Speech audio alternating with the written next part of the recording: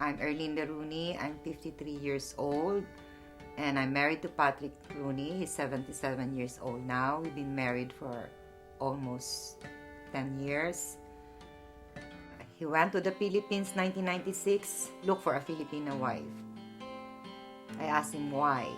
He said because he read in the magazine that Filipinas are good wives. I met him 1996, and he courted me for 5 years. We went to Singapore. He followed me there. We went to Malaysia. We had good times. After 3 years, he was diagnosed. He got Parkinson. Recently, about 3 years ago, he was diagnosed again with vascular dementia.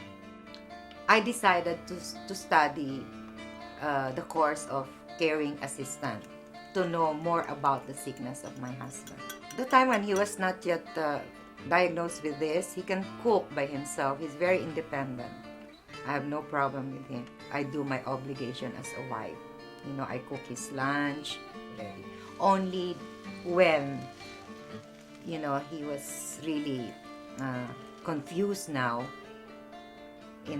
when he moved in with me in Dundalk. That's the time I really had all these problems with him because he's always confused, agitated, moody. So I had all these problems when he was with me here in the house. And I'm working, but I was able to deal with it. I was with my youngest daughter. She moved here to study, and it was a great help.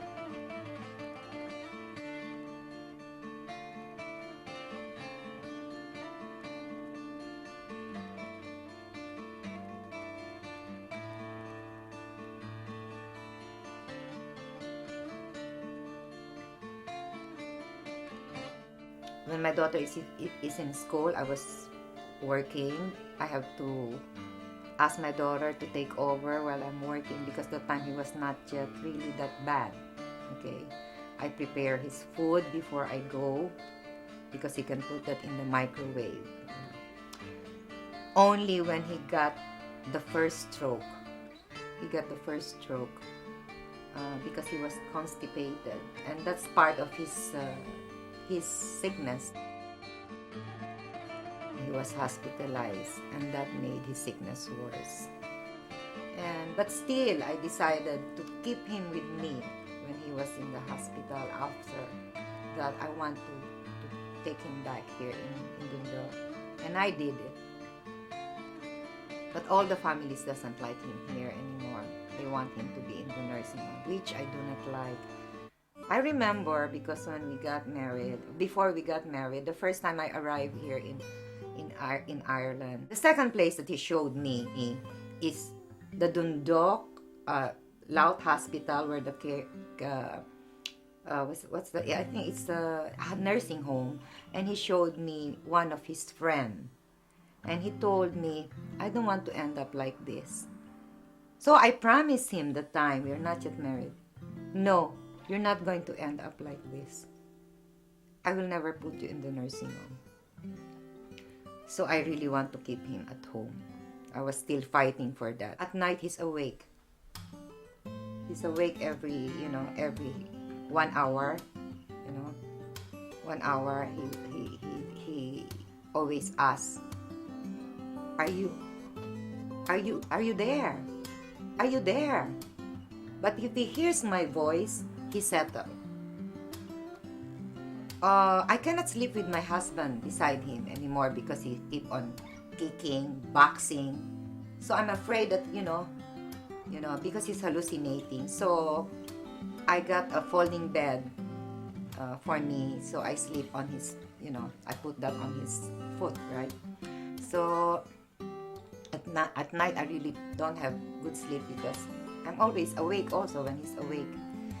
And he wakes up at early in the morning, 5 o'clock, he's already awake, really awake, fully awake, well dressed, dress himself, put on his socks, and keep on walking. You see? So I don't have enough sleep, but I was able to deal with it. So I decided to stay in Crossmaglen. I said, I'm going to stay in Crossmaglen with my husband.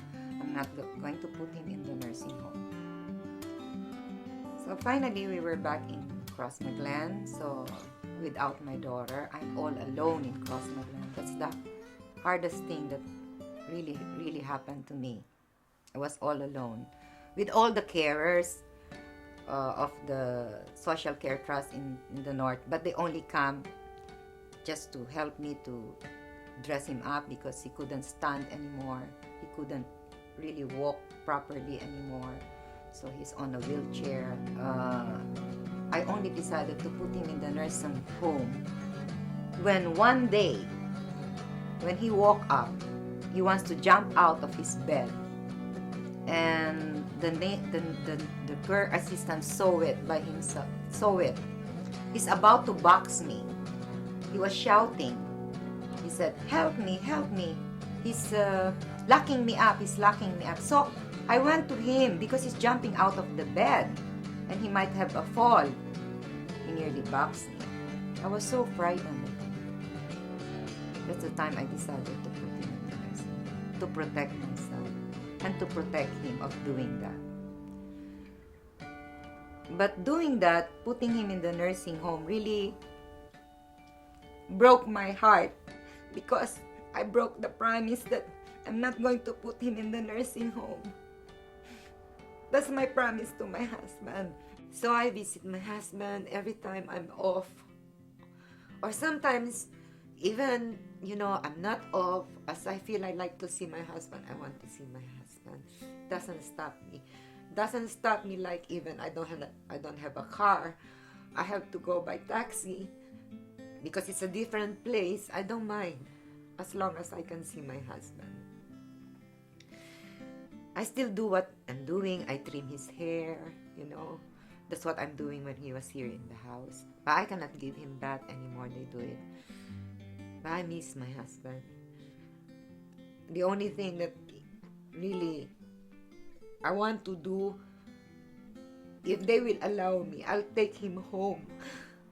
I'll take him home in my country so he can feel the love of the family because I know he needs me now. So every time that I see him, sometimes with my daughter, he's happy.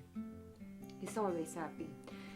Even he got this sickness, he knows me. Every time you ask him, he said, "You're my wife," and that makes me happy.